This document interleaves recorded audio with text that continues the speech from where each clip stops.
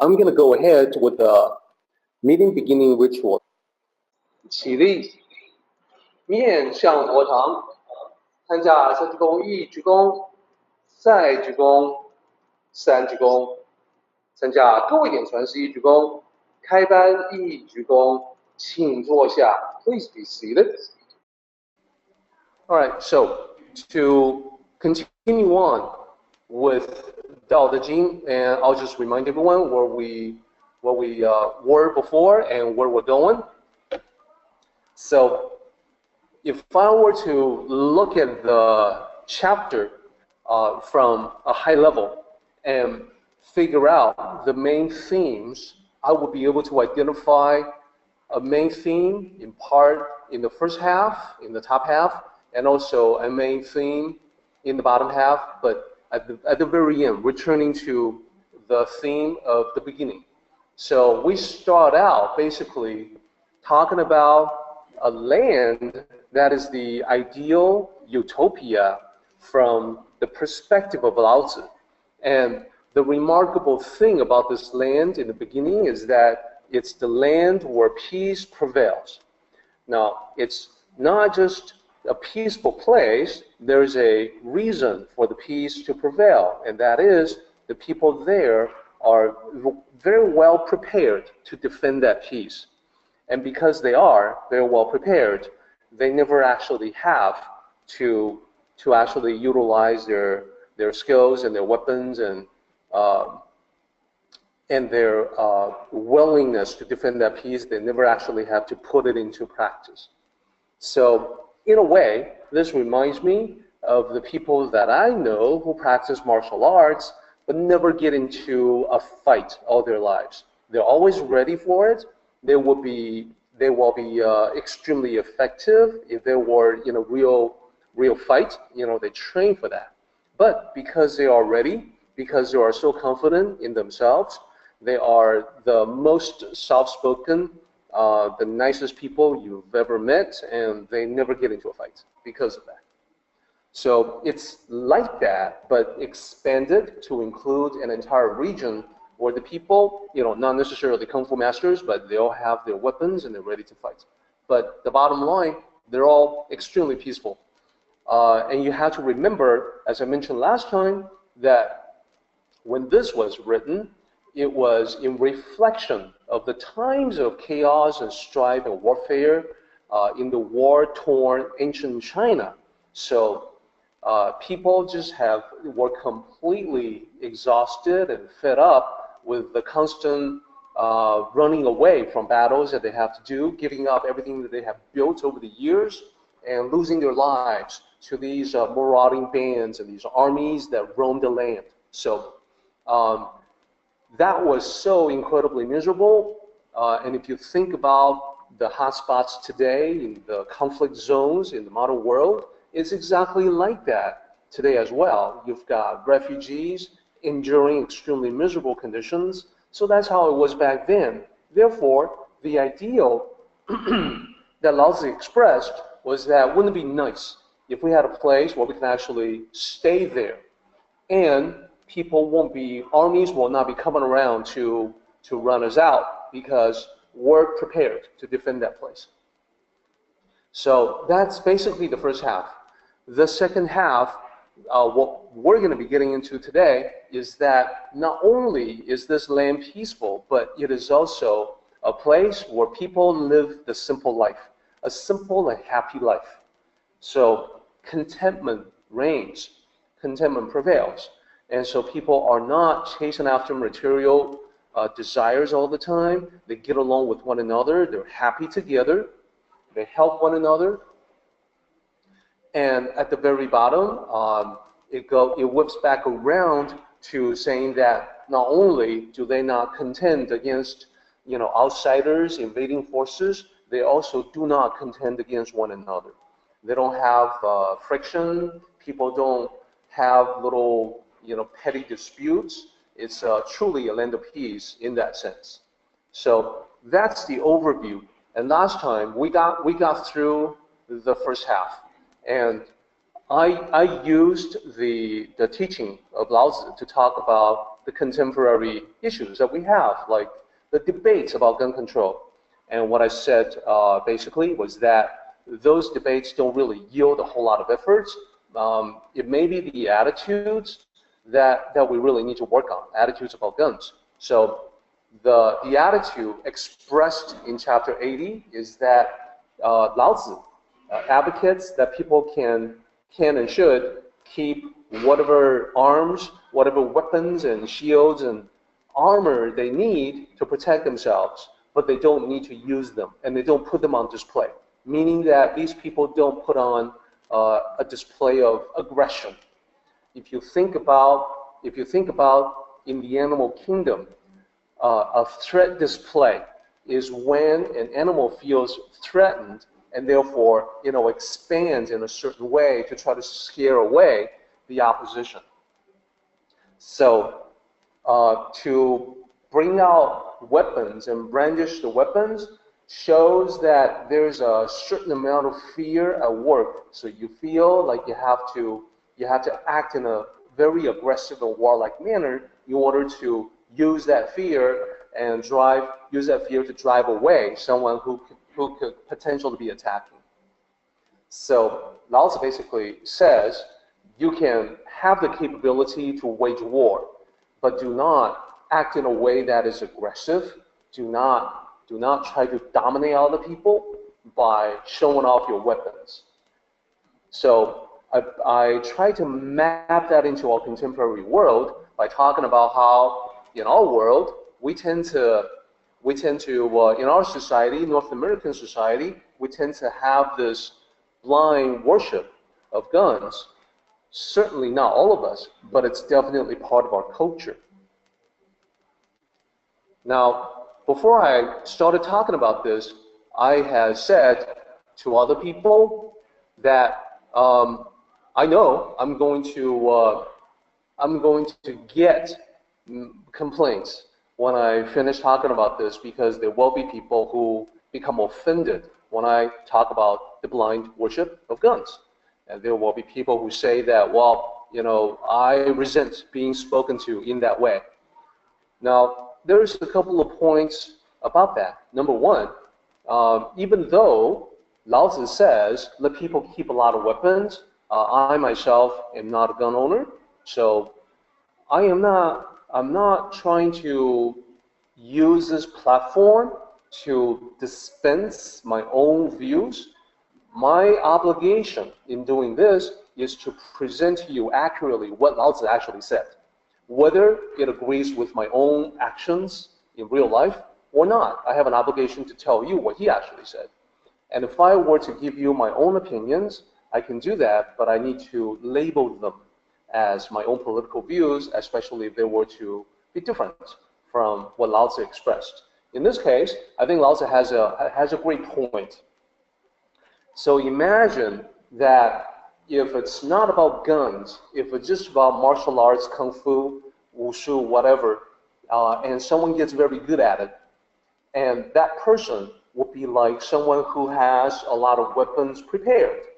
Now, imagine further that you have people like that, but they're divided into two camps. One camp is very aggressive. They always want to show off their incredible martial arts skills. They're constantly demonstrating their poses, their high kicks, their roundhouse kicks. They demonstrate it for everyone, and they want to tell everybody how deadly and powerful they are. Well, nobody really likes them because they're a bunch of show-offs. But then there's the other group, people who are just as capable and just as skilled, but they don't talk about it. They act just like everyone else. They blend in with the crowd. They get along with everyone. There's no need for them to ever use those deadly skills, and they never need to put that on display. So those kinds of people will be much more in accordance with what Lao Tzu is describing as the Tao. Harboring these skills honed from years of practice, but feel no need to show off with them, because showing them off merely serves the ego. So it's the same way, even if you take martial arts out of it and weapons out of it, it applies to everything else as well. Think about people who go to the gym work out every day to improve their own physique, their own fitness. Now, you could have someone like that who's working out all the time, who's a gym rat, and then who goes around in revealing clothes or very tight clothes and just can't resist the tendency to flex their muscles, to show off, look at these guns, right? Look at my muscles, look how imposing and powerful I am. Ha, you are weak, I am strong. Okay, so that's the attitude that will be contrary to the Tao, whereas you could also have people who are just as fit, who are just as disciplined, who are just as strong, just as powerful, but they don't put themselves on display. They go around acting just like everyone else, they get along with everybody, they don't show off. Those are the kind of people that are much more in accordance with the Tao. So that's the point that I'm trying to make. And look at all these movie posters. They definitely reveal a very strong undercurrent in our society where we put guns on display, we put weapons on display, and we actually put up on the pedestal these stars wielding weapons as being powerful and charismatic and attractive and desirable.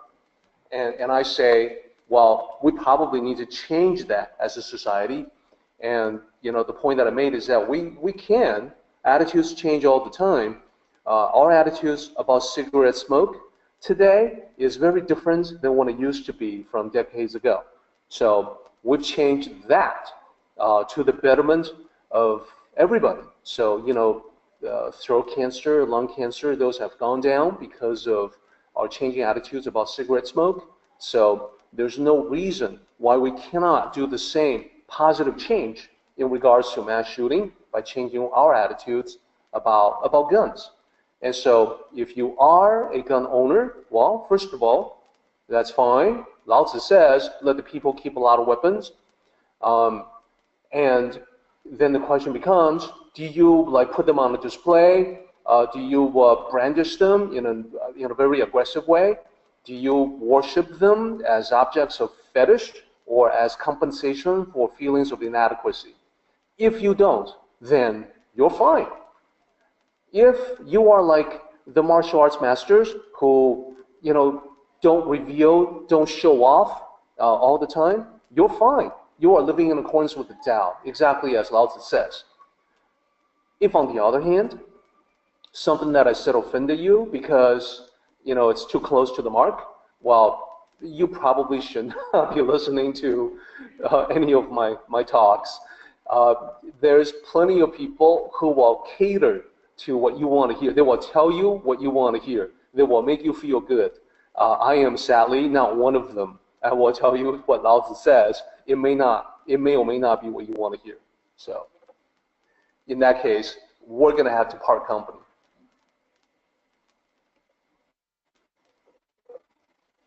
Okay, so we can now talk about the second part of it, which is about living simply, living the simple life. So in line 10, we've got let people return to tying knots and using them, and we actually got to this part last time. And I described the practice of tying knots and think about how this was very handy, very convenient and handy before writing was invented, before people could keep track of things by writing or by making marks.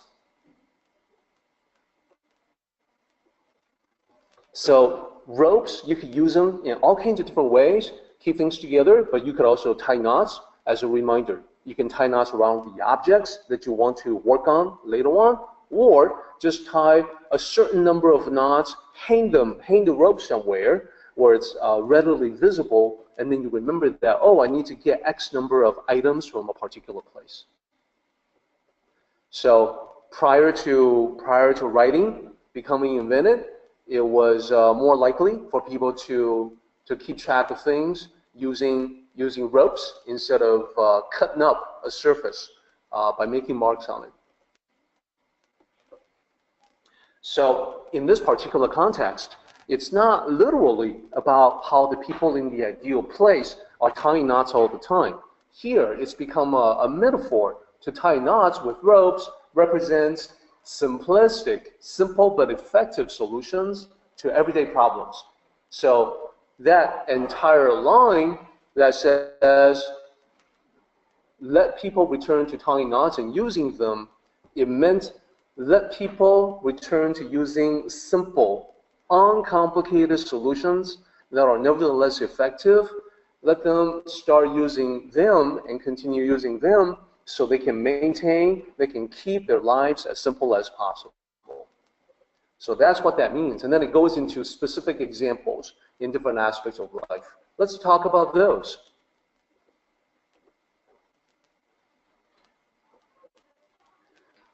Okay, so let's take a look at line 11. Savor their food. So the concept of simplicity is applied to food. And that's because food doesn't have to be extravagant to be delicious and nutritious. So this was kind of a pioneering thought 2,500 years ago, because back then, Lao Tzu and the other sages, they did not have as much knowledge as we do in modern times about nutrition, about health.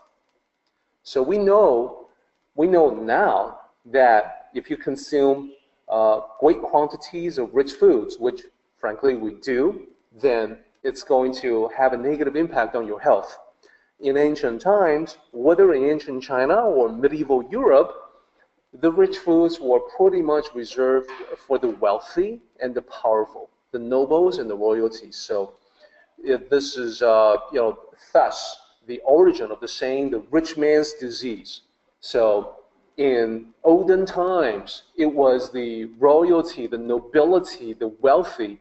Those would be the people with the heart condition, with the cardiovascular disease, with the strokes, with the high blood pressure, because of what they consumed.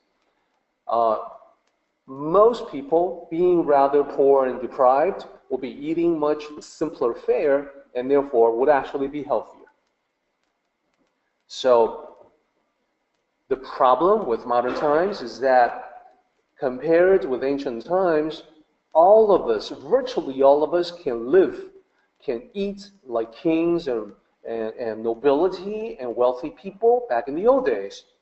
And most of us do. And that has led to a whole bunch of problems. And when I say we know more about this in modern times, we have studies, we have science, we have repeatable scientific studies that will tell us how certain things are correct or incorrect, some concepts are true or not true. Now, it's regrettable that whenever you have something that speaks to the truth, you would also have a whole bunch of debates that spring up in attempts to discredit that. So just so no one mistakes my personal views, my opinions, which I'm now clearly labeling, is that I look at something like the China study and I find a lot of truth in it. I completely agree with the methods that's described. I look upon all the attempts to discredit this particular study as basically the powerful desire to not have to give up the rich foods that people enjoy. That desire transforms itself into all kinds of intellectual justifications in attacking this book and the authors. So, and as I mentioned, the problem that we have is that because standard of living has gone up so much that even the average person, even someone who is the middle class today, can be consuming foods that are the equivalent of what the nobles and royalty and the wealthy people had in ancient times. And we end up with problems. We end up with the cardiovascular problems, the strokes, the high blood pressure, etc., all kinds of health challenges, just like they had. So it's no different. So here, you may be expecting that I'll be jumping on a soapbox to to talk about the merits of vegetarian diet. Well, I'm actually going to surprise everyone and take a slightly different tact. I want to point out that even among the vegetarians, they too can prepare foods that are so incredibly rich and elaborate and extravagant, and they end up with the exact same problems as the people who are not vegetarians but who consume rich foods. All the health challenges, you know, the high blood pressure, the strokes, the cardiovascular disease, you name it, they get it too. So this is what I want to point out. Even among Asian vegetarians, there are numerous cases of cardiovascular disease.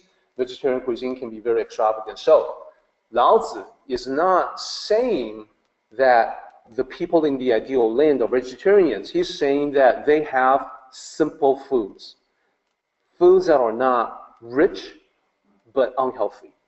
Not foods that are not extravagant. Foods that are not elaborately prepared.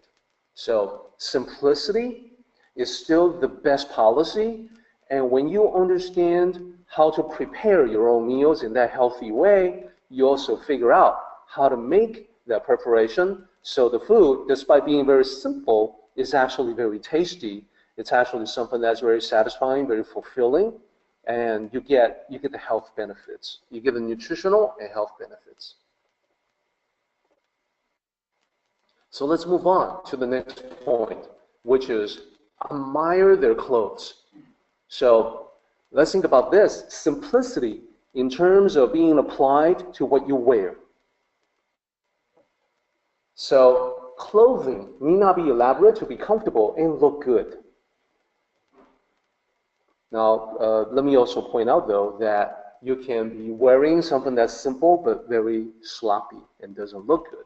So the ideal for the Tao cultivator is to dress simply, elegantly, you know, so you look good, you're comfortable, but it's not very elaborate, it's not colorful, it's not garish, it's not something that's designed to attract attention.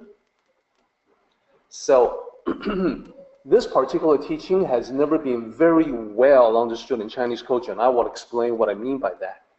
So on the one hand, there's all kinds of regional legends and folklores and religious practices locally where the formal attire in those religious practices are extremely elaborate, very colorful, you know, lots of decorations, very strong, bright colors.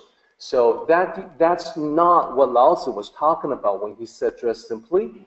That's an expression of the local culture. But in ancient times, when the religious Taoism was spreading throughout China, it was similar to the early days of Christianity in that as the wave of religious practice advanced, it tended to absorb the local practices and the local legends, folklores and local heroes and local deities. They all get included into this umbrella called religious Taoism.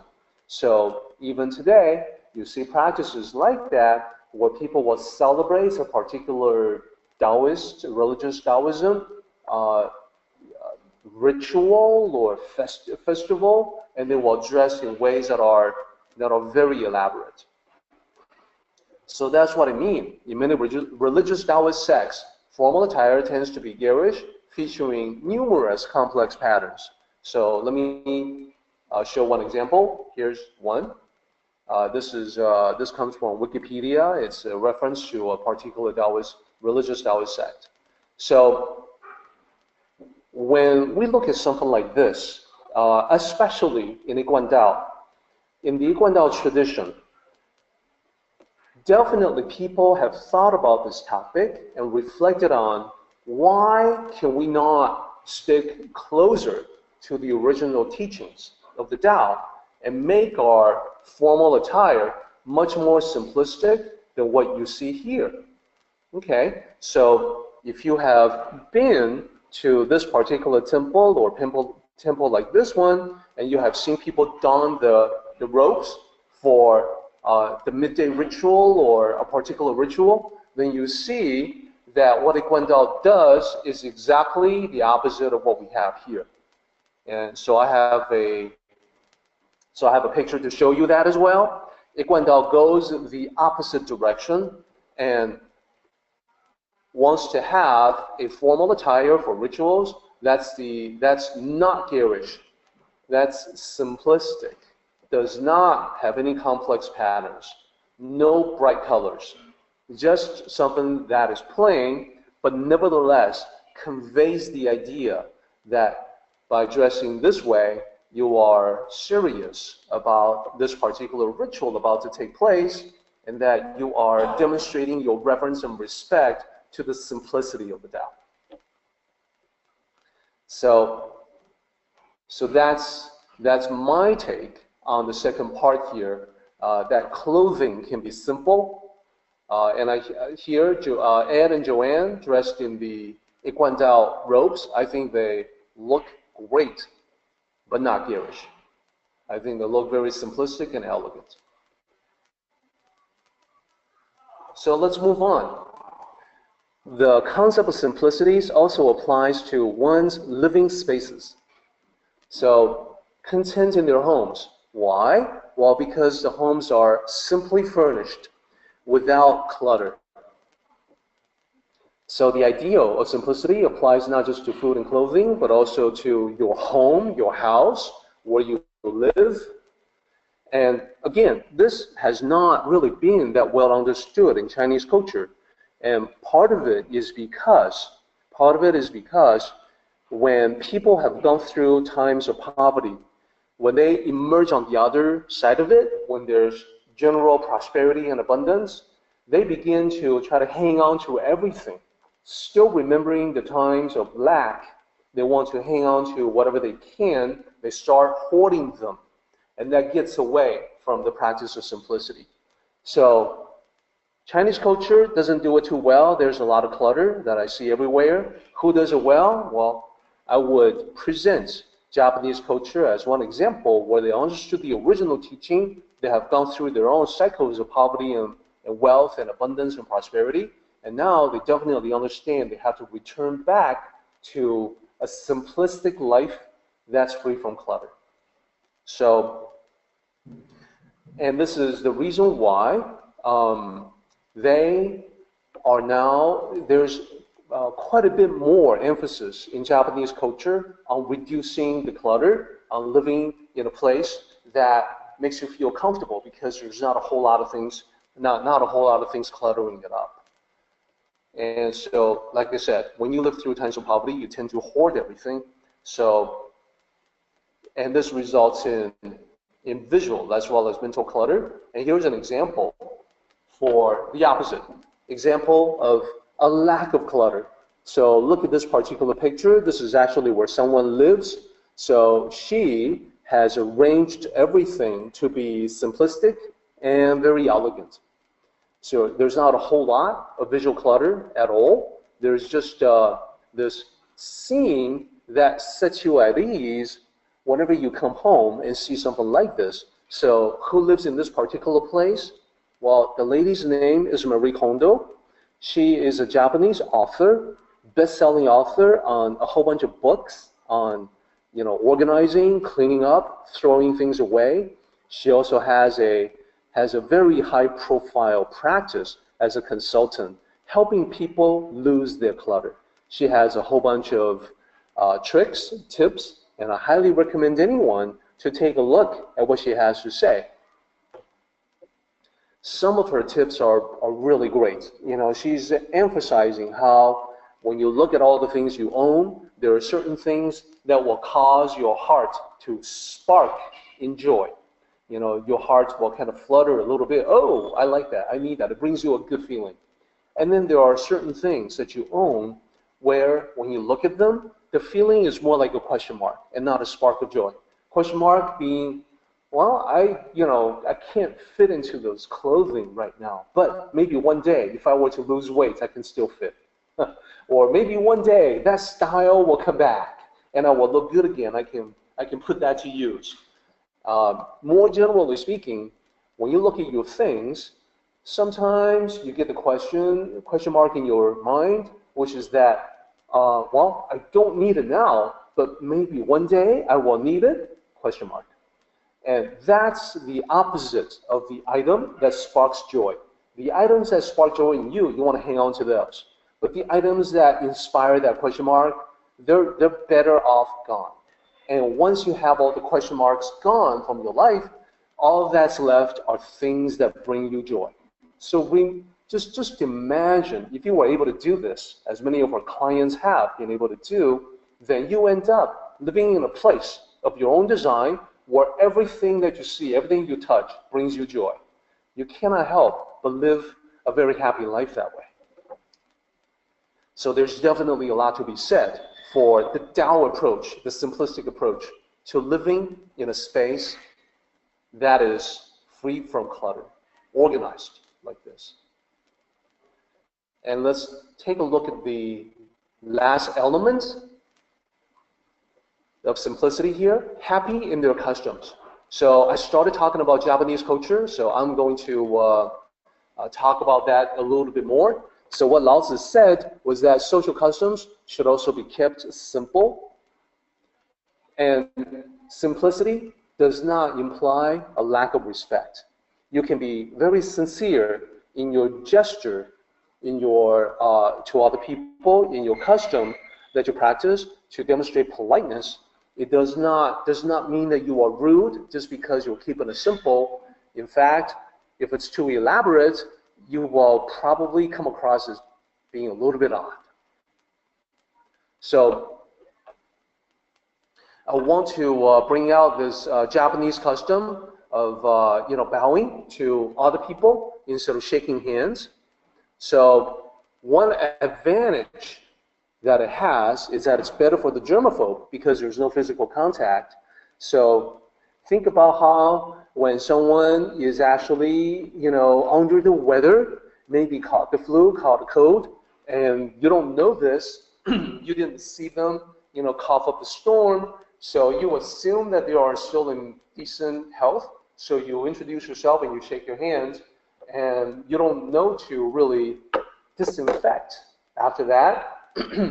And so eventually you touch your nose or someplace and you become infected as well. So germaphobes have a reason to be wary of physical contact, but if it's prevalent in our society to bow to one another, then there's actually no physical contact involved like with shaking.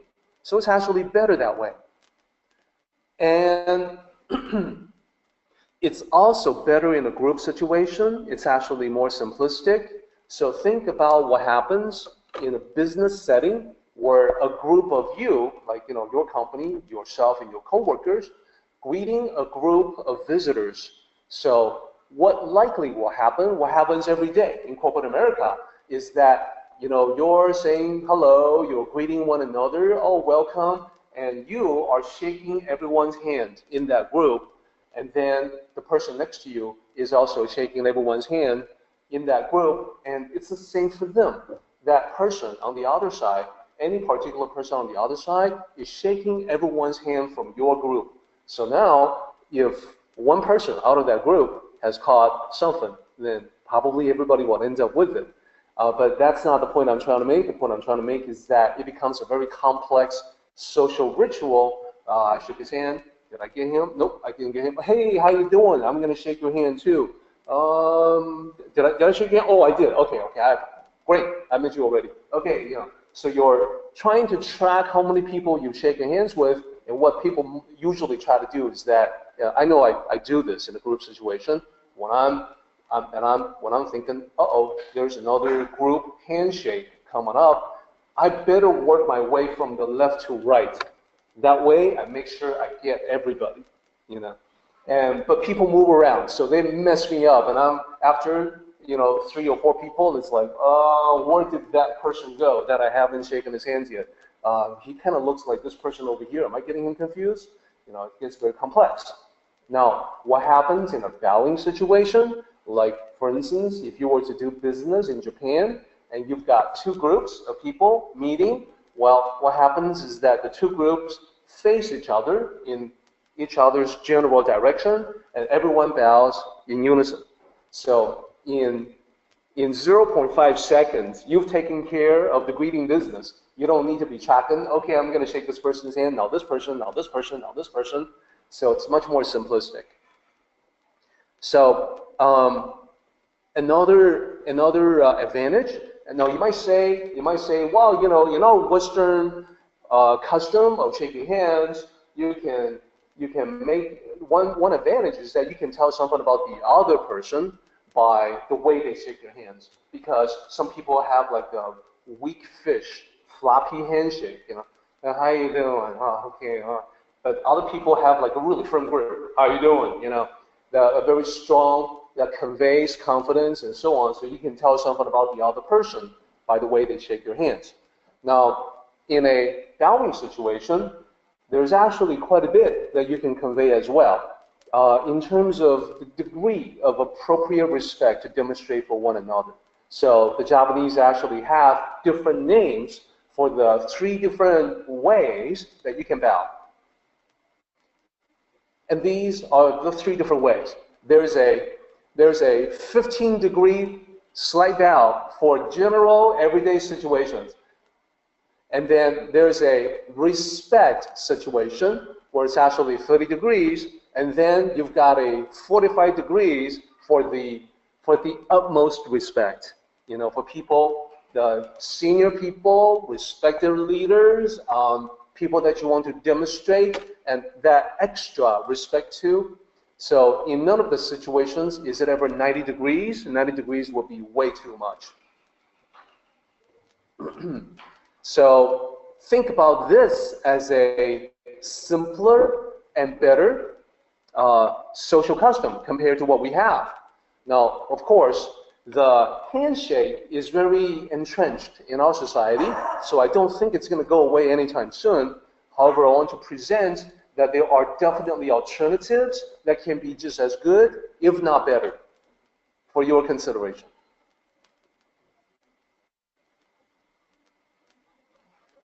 Okay, so we're getting toward the end of our analysis of chapter 80, and so our timing is pretty good.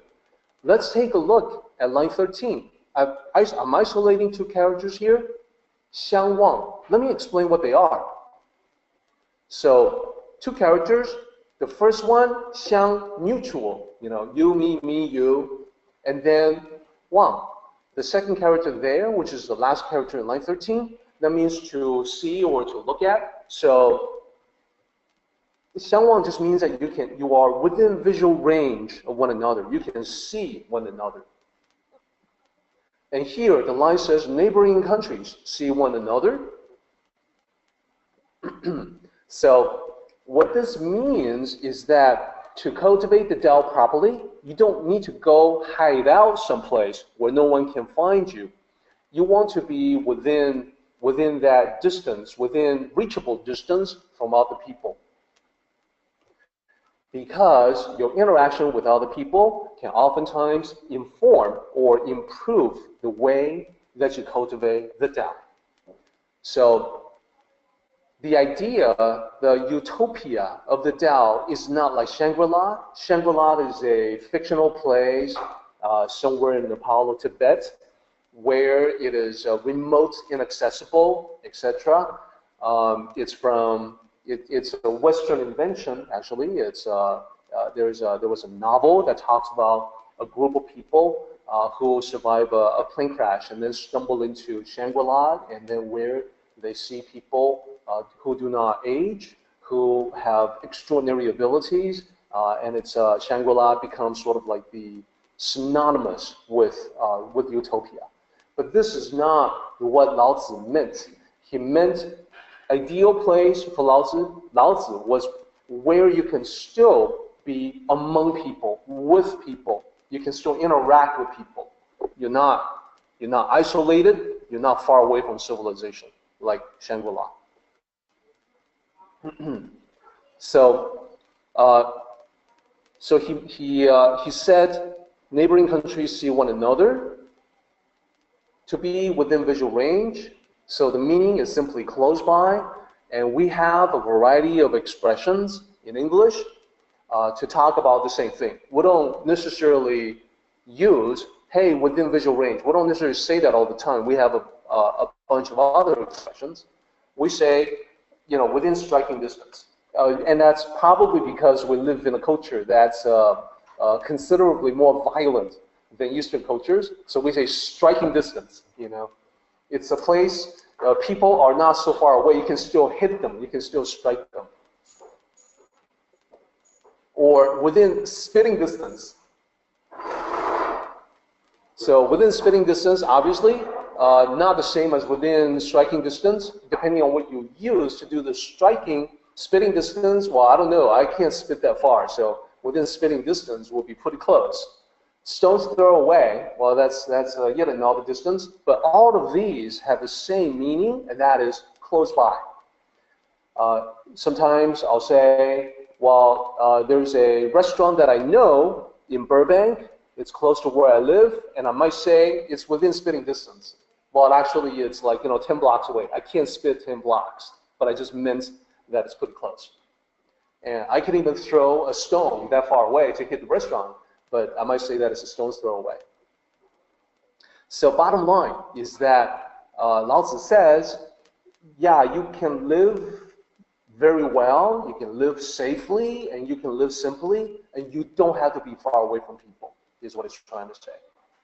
So, and it's not just about countries, it's also about the people themselves. That there is a moderate amount of distance between one person and the next, but everybody can see one another, everybody can help one another, and that becomes more apparent when we get to the next line.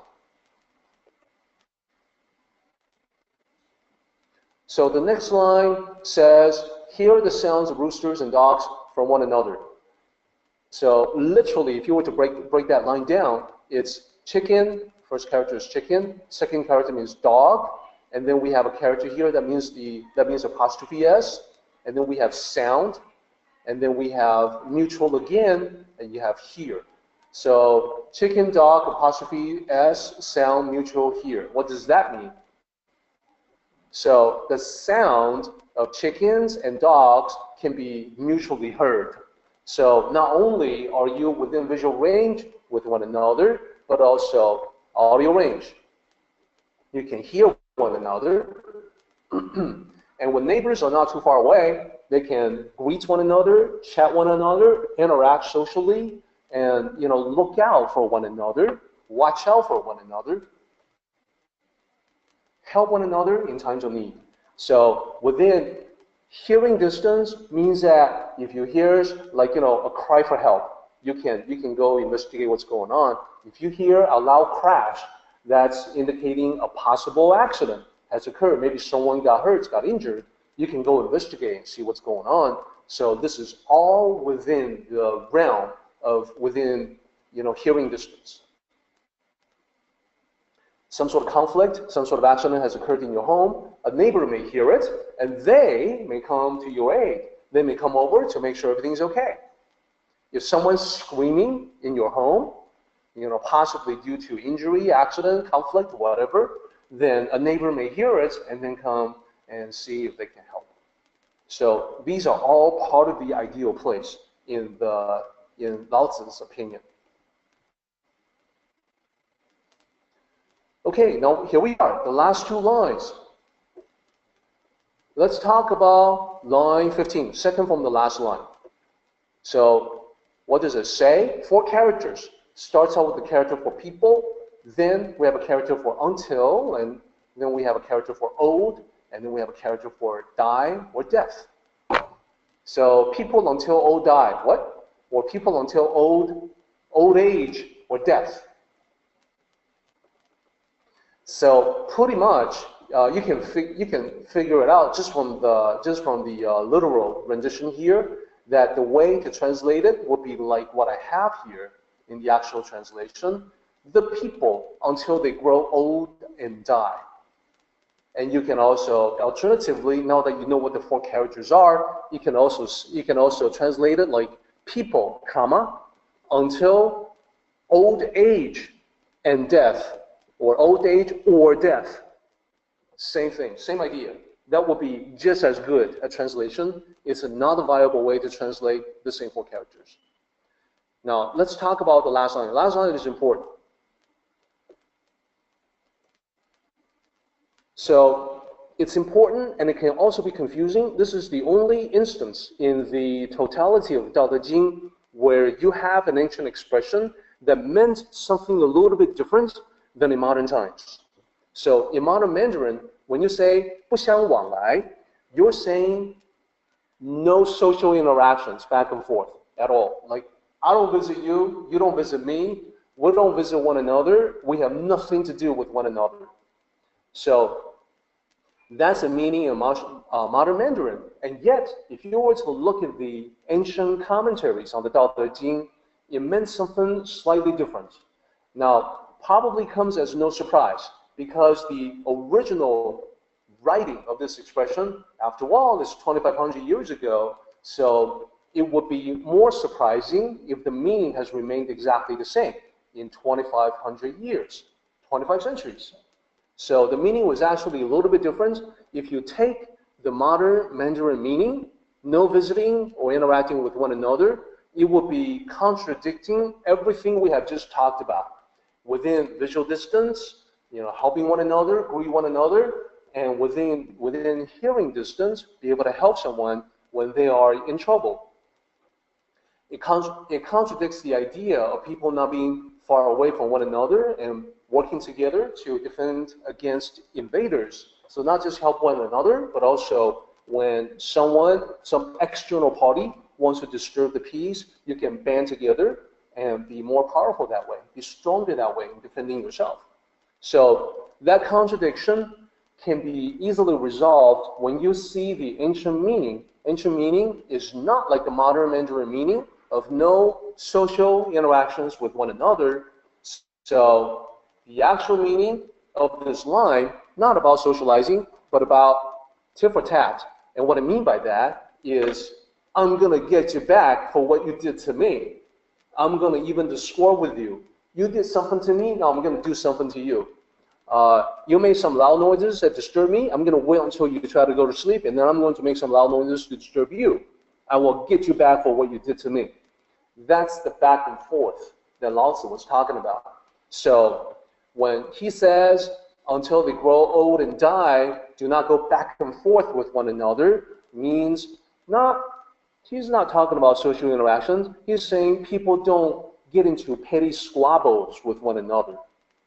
And now it makes perfect sense. Yeah, people live together in harmony. They are living in peace with one another, and they don't go back and forth, like I'm going to get you type of way. So that brings us to the end of chapter 80. We still have to do the paraphrase, which we can do next time. So let me quickly talk about the two slides. So remember, the first half of it, in the ideal world, people are fully capable of protecting, defending themselves, but they don't need to. So with all the mass shootings that we've had, we can see our society is not exactly fitting in with the ideal that Lao Tzu has expressed. And I've got a rather pessimistic note here. It's not going to be long for us to see the next mass shooting with many innocents dead again. And then we'll get into debates again. So what can we do to move closer to the ideal world of Lao Tzu's description? So my suggestion previously was to change our attitudes about guns. Guns are for protection. They're not for showing off how macho you are. They're not for intimidating people with them. If you want them to protect yourself and your loved ones, that's fine. More power to you. You are not going contrary to the Tao. But if you brandish these weapons, if you carry them to show what a badass you are, then I'm sorry, you are completely contrary to the Tao that as expressed and explained by Lao Tzu. I cannot make it any more plain than that. So, I'm not intending to offend people who actually have guns. I am only speaking against the people who try to use guns to to be aggressive, to be warlike, to look for fights. So the second half of it, equally important. The ideal life is a simple life. So I would encourage everyone to reduce and minimize the foods that you consume. You already know they're bad for you. I mean, they're so good. That cheesecake, the ice cream, all that stuff that we crave. Ooh, look at that pizza. But you know it's bad for you, so you're going to want to manage your intake of those foods in a mindful way. And you also want to, I also highly recommend that you reduce and minimize the clutter in your home. And also, dress simply but elegantly. And number two, when you think about the people who live within visual and hearing distance from one another so they can render assistance mutually, that brings us to number two here, be helpful with one another, but without meddling. So that's just a point of moderation. We're not getting into somebody else's business, but you're ready to help when they actually need it. Lastly, let go of the need to get back at anyone. Oh, they did something wrong to me. They did me wrong. Now I have to get back to them. I have to get back at them. I have to do something to them too. No, no, no. Let that go. Forget it. Focus on yourself instead. Living well is still the best revenge. If you enjoy your life, if you really get a lot of zest out of your life, that's the best revenge possible against your critics and your detractors. To enjoy life to the utmost, maybe something that'll drive them up the wall. And that's what I mean by the best revenge. So defy your critics, your detractors, just by being genuinely happy. So I hope that is the case for everyone. And that brings us to a close. Let's go ahead and do the meeting ending ritual, everybody. 起立，面向佛堂，持架三鞠躬，一鞠躬，再鞠躬，三鞠躬，持架各位点传十一鞠躬，结班一鞠躬。Well done, everybody. Thank you so much.